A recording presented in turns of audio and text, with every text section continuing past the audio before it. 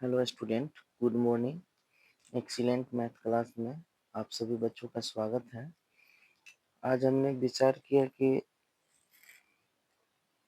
12th class के math जो है वो शुरू किया जाए। और मैं विचार कर ही लिया हूँ कि डेली 12th के मैथ को मैं डालूंगा, जिससे कि अभी 2026 में जो बच्चे फाइनल में बैठने वाले हैं उन लोगों को भी मदद मिल जाए और न्यू जो स्टूडेंट है उन लोगों को भी अच्छी जानकारी हो जाए। आइए तो हम लोग आज सारणी को देखेंगे। डिटर्मिनेंट। सबसे पहले हम तो विशेष बातचीत नहीं करेंगे, हम लोग जो मूल चीजें हैं उस पर ध्यान देंगे। देखिए, सारणिक सारणिक होता क्या है उसको पहले हम लोग समझेंगे। सारणिक जो है कोई भी अवयव या कोई भी मान लेते हैं सदस्य, जैसे कि कोई भी अवयव हो सकता है ए, बी, सी, डी, ई, एफ, जी, एच, आई, 1 2 3 4 5 6, मतलब जो भी आप ले लीजिए वो अवयव हो गया। उसको जो है विशेष तरह से सजाना, विशेष तरह से सजाना ही क्या है, सारणिक है। जैसे कि ये अवयव है, मान लेते हैं ये अवयव है, ये अवयव है। तो अब ऐसा ना कि जैसे मन वैसे हम सजा लिए, मतलब एक नियम और बंधन के साथ इसको सजाना पड़ रहा है। तो मान लेते हैं इसको हम सजाते हैं ए, बी, सी, डी। तो इस अवयव को, जो अवयव दिया हुआ है उस अवयव को एक सुनियोजित ढंग से या विशेष ढंग से सजाना या सजाने की क्रिया को ही हम क्या कहते हैं, सारणिक कहते हैं। इसको सजाना ही क्या है, सारणिक है विशेष रूप से। दूसरे तरह से हम इसको बोल सकते हैं जिसमें रो और कॉलम की संख्या समान हो। रो और कॉलम की संख्या समान हो तो वो सारणी कहलाता है। रो क्या होता है और कॉलम क्या होता है। रो का मतलब होता है पंक्ति। ये मान लेते हैं ये रो है, ये रो है, तो इसको हम पंक्ति बोल सकते हैं, एक पंक्ति दो पंक्ति, ठीक है। तो और ये जो ऊपर से नीचे की ओर जब हम ये हिलाएंगे ऐसे ऐसे, ठीक है, तो ये कहलाएगा आपका स्तंभ, या इसको हम कॉलम अंग्रेजी में बोल सकते हैं। तो ये कॉलम हुआ, ये कॉलम हुआ, और ये जो हुआ ये पंक्ति, ये पंक्ति। तो आप देख रहे हैं कि एक पंक्ति है, ये दूसरा पंक्ति है, तो इसको हम R1 कहेंगे और इसको R2 कहेंगे, मतलब रो 1 रो 2। इसको बोलेंगे C1 कॉलम 1 कॉलम 2। तो इस तरह से आप कह सकते। तो आप देखिए कि R1 R2 C1 C2, तो इसमें इसमें हम लोग देख रहे हैं कि दो कॉलम है और दो रो है, दो पंक्ति है और दो आपका यहाँ पे कॉलम है, दो कॉलम है और दो आपका पंक्ति है। तो इस तरह से हम क्या कर सकते हैं, कह सकते हैं कि जिसमें दो पंक्ति हो और दो कॉलम हो तो वो सारणी कहलाएगा। या दो नहीं तो आप बोल सकते हैं ऐसे, जिसमें रो और कॉलम की संख्या समान हो, रो और कॉलम की संख्या समान हो, तो हम उसको बोल सकते हैं सारणी। सारणी कह सकते हैं इसको, बोल सकते हैं। यहाँ लिख सकते हैं जिसमें जिसमें पंक्ति तथा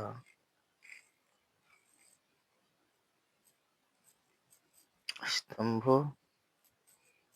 की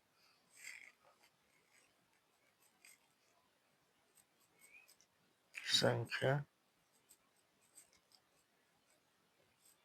समान हो समान हो तो उसे हम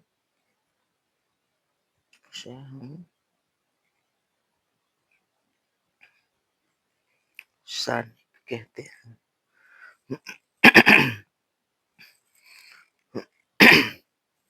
सारणिक कहते हैं।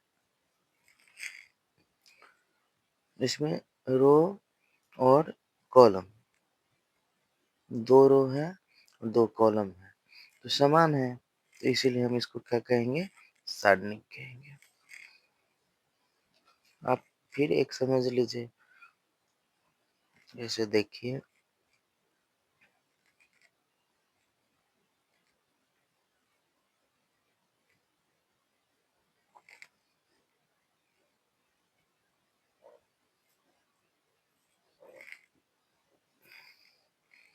इसमें देखिए, इसमें सदस्य कौन-कौन है?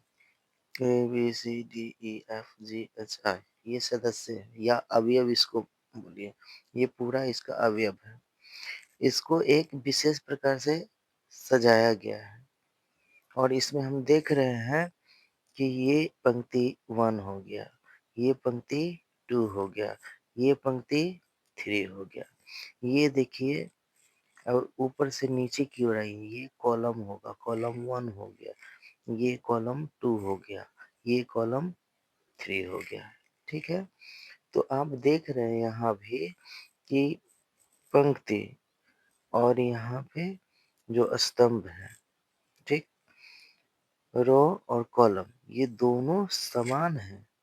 3 आपका रो है, 3 कॉलम है, 3 कॉलम है। तो ये आप इसको कह सकते हैं कि ये सारणिक है, सारणिक है। देखिए कि हम इसको कैसे बनाएंगे। अगर हमारा यहाँ पे बियर है 2, 3, 4, 5, ये आपका ये आपका अगर सारणिक दिया हुआ है, सारणिक, ये सारणिक है।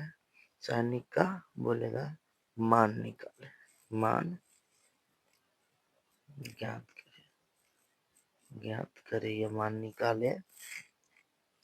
ये सारणिक दिया हुआ है, इसका मान निकालने के लिए बोला जाए तो सबसे पहले मान निकालने के लिए हम क्या करते हैं, ये दोनों को गुना करेंगे, फिर माइनस लगाएंगे, फिर 4 और 3 को गुना कर लेंगे। जैसे देखिए 2 और 5, तो 2 गुने 5, माइनस कर लेंगे, यहाँ पर माइनस का साइन देना है बीच में, और फिर इसको इसको गुना करेंगे, 4 गुने 3।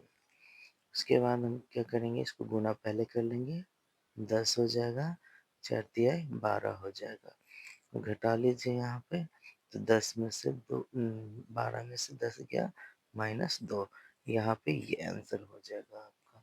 तो इस तरह से आप 2 कॉलम और 2 कॉलम और 2 आप रो का निकालते हैं।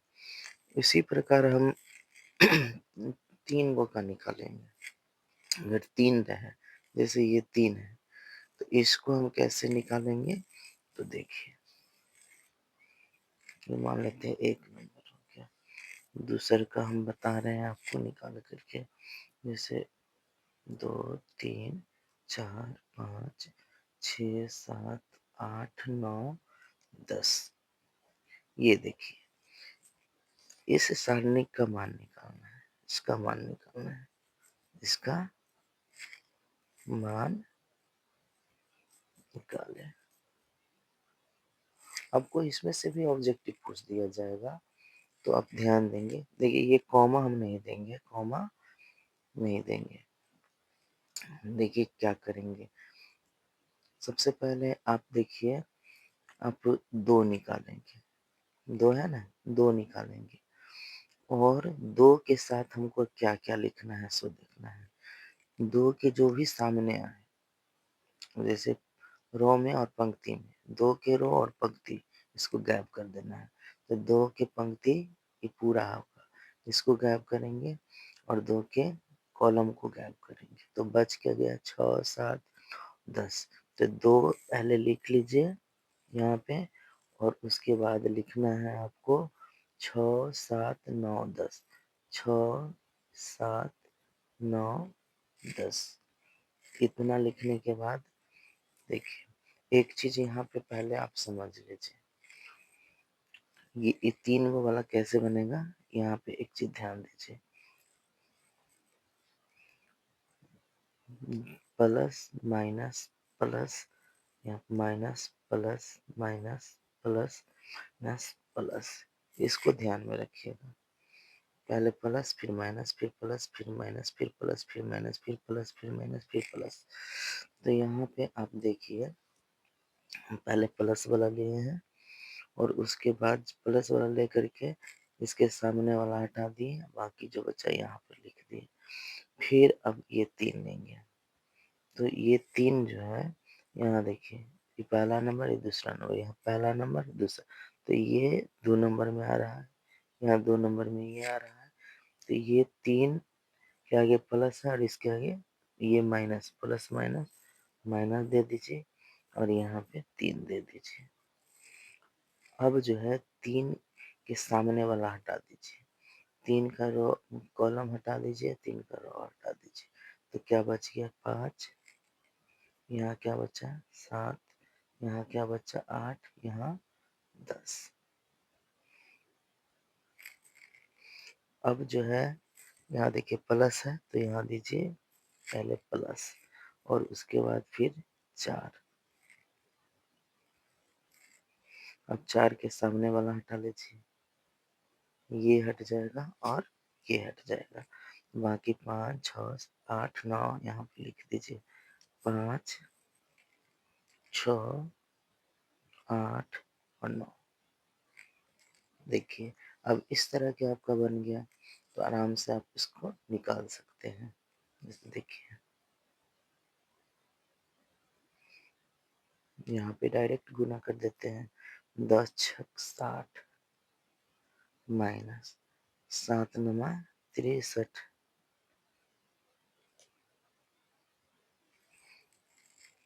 इसको कर लीजिए 10 पचे 50 माइनस 8 सते 56। फिर प्लस दे दीजिए और ये 4 लिख लीजिए और फिर गुना करिए। 9 पचे